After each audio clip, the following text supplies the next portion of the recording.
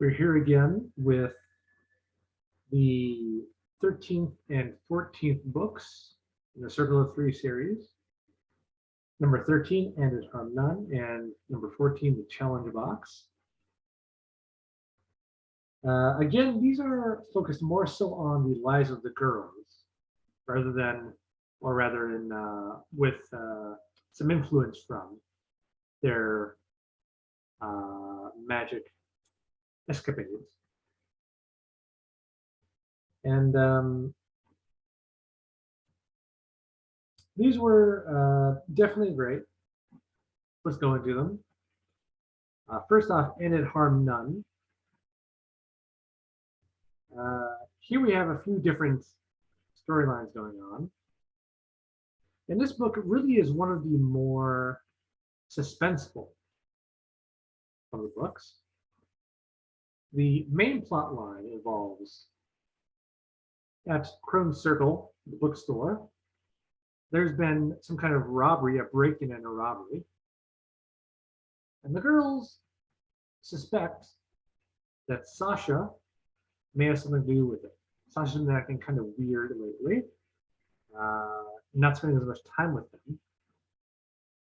So they follow her, they talk to her, and eventually they find out that Sasha's friend, someone she knew from when she was homeless, has come to Beecher Falls. And it was her friend that broke into the store and took some stuff. Now her friend is also homeless and seemingly broke in because she's fairly desperate. She's been homeless for a while, doesn't know what to do, and she's on the run from someone dangerous. Though she does give back the item she stole anonymously.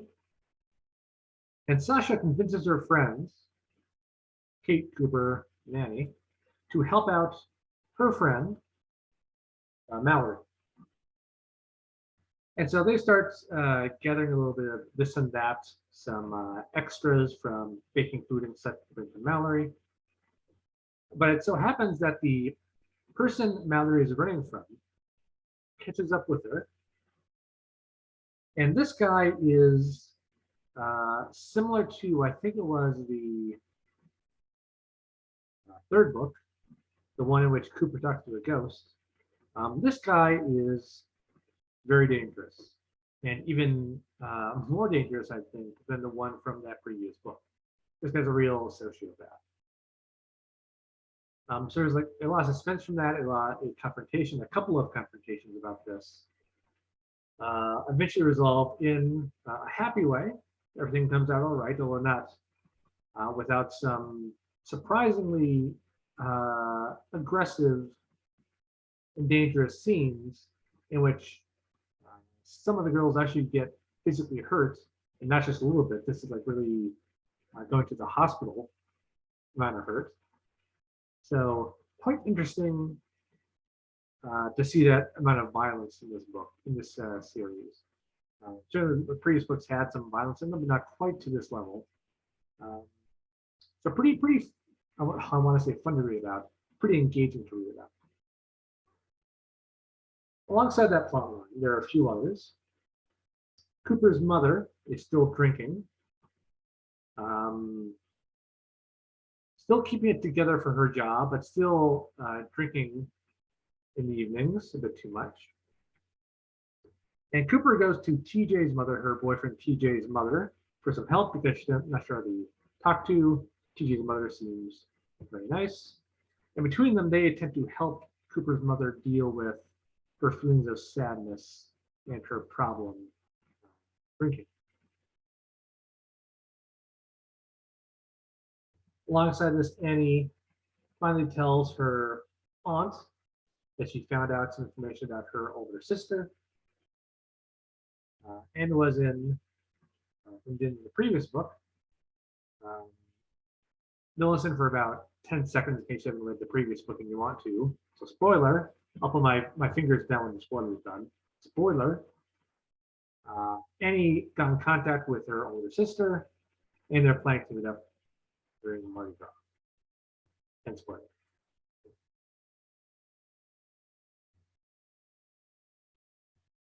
And for Kate, here's actually something that goes into the next book as well. Kate is paired up in a science project with Sherry, her one-time gossipy friend who seems to not like anybody.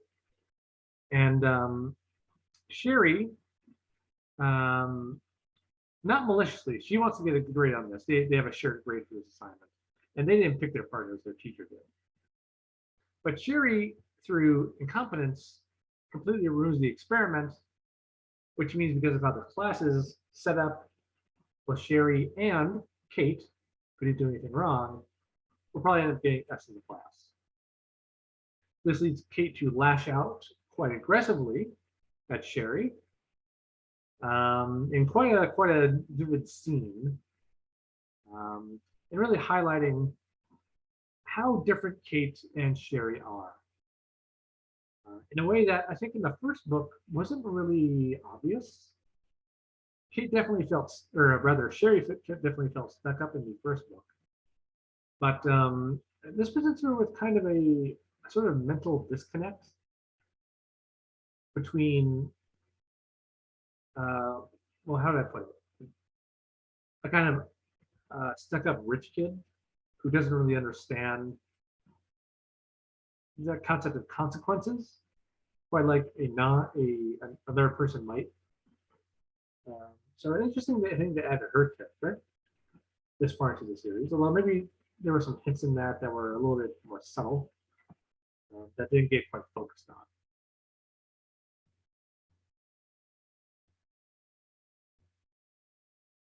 That's Ended Harm None. Quite like this book, and the action in it, quite engaging. Now to book 14, The Challenge Box, which I think this might be the only book without one of the faces of main characters on it. All the rest, I think, have at least one of the main characters' faces on it. This is the only one I think that doesn't. And in this book, the challenge box, the eponymous challenge box, this is coming up to about their year and a day of study. The previous book, Ended Harm None, was about a year after they started in early February. The challenge box occurs a little bit later than that. And the eponymous challenge box refers to their last challenge for their year of study. At Crone's Circle, all the students there, the girls and everyone else, are given a challenge, a unique challenge each prior to their final initiation, possible initiation. They draw challenges out of a box. They're suggested not to talk about them with other people, and to try and figure out in the next couple of weeks what the challenge is and actually overcome it, which is one factor among others influencing whether or not they're initiated. So their three challenges end up being: Kate answers a question that has no answer. Cooper, face the thing you fear the most. And Annie, give away your most precious possession. Now the girls have very different experiences trying to figure out these challenges because due to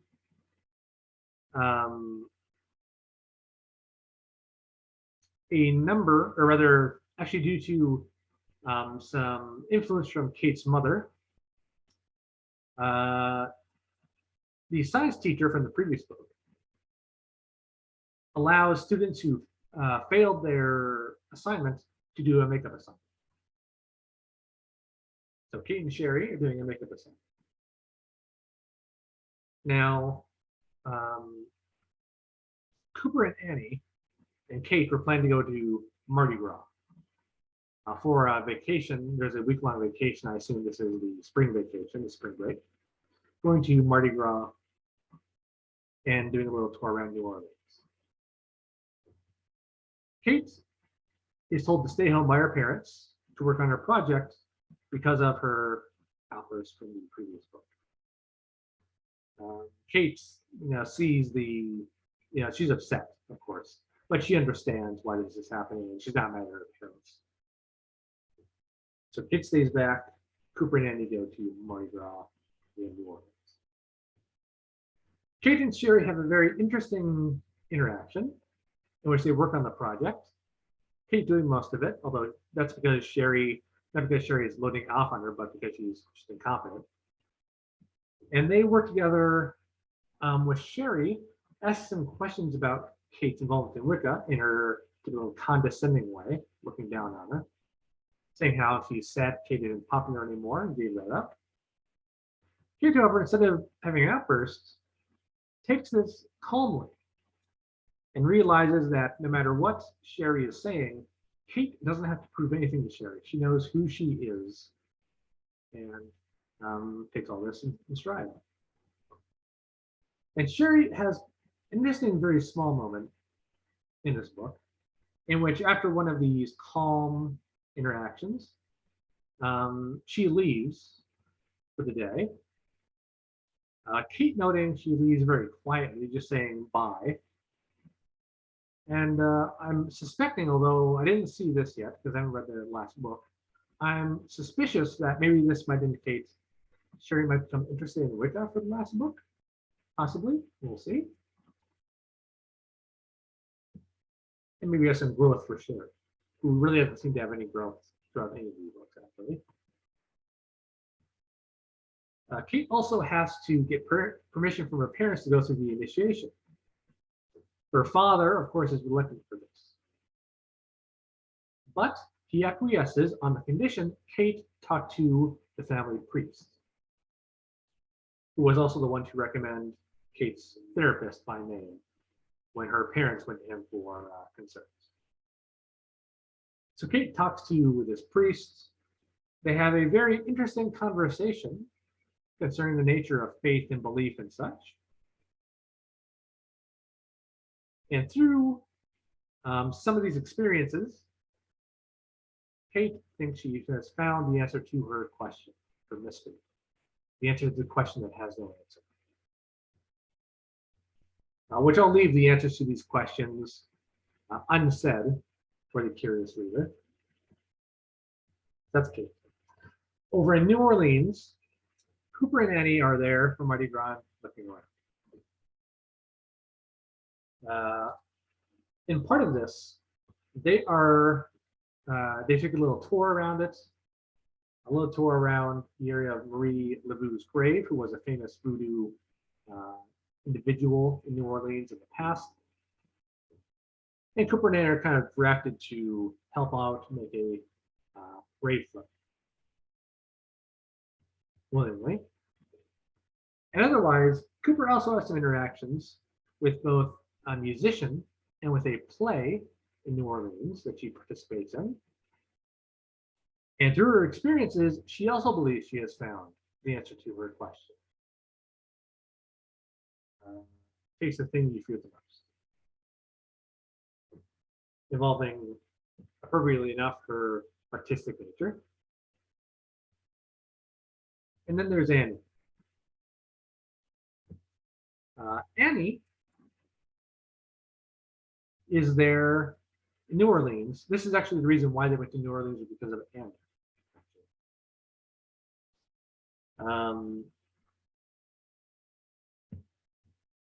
And since I did spoilers for the previous book, I'll do spoilers for this one. Pull my fingers up for spoilers concerning Annie's interaction, or possible interaction with her older sister. I'll put them down when I'm done. So spoilers about Annie's family.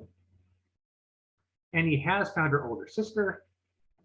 Her older sister invites her to New Orleans. She lives in New Orleans to talk. And Annie goes along with Cooper. Annie speaks to her. They have a very good time. Annie gifts her with a few things from their parents, her birth parents. And through interacting with her sister, as well as interacting with some practitioners of, I'm assuming, voodoo or Santeria in New Orleans, she believes she has found the answer to her question: give away your most precious possession. End spoiler.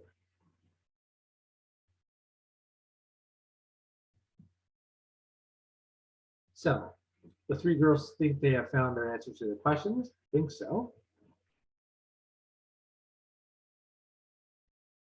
And the book ends with them going to Crow's Circle, and all the students there, including the others, go in front of the group, explain what they think the answer to their challenge was. And at the end, there's a little ceremonial thing where the individual are told whether or not they are going to be invited to the final initiation after their year in the day. Now, I'm not going to say exactly how this goes. I probably will have to elaborate on it for the last book's video. But I'll just say for the three girls, it does not end how you expect. Even reading what happened before this in this book, I did not expect this ending for who was invited for initiation. I'm actually not even sure why it went this way. Presumably the 15th book will elaborate on this, but I guess I'll speak more on that in the last video. So again, both these books, quite lovely. Only one book left and one video. In the last video, I'll talk about the final book and do a little final thoughts on the series as a whole. So until next time, bye-bye.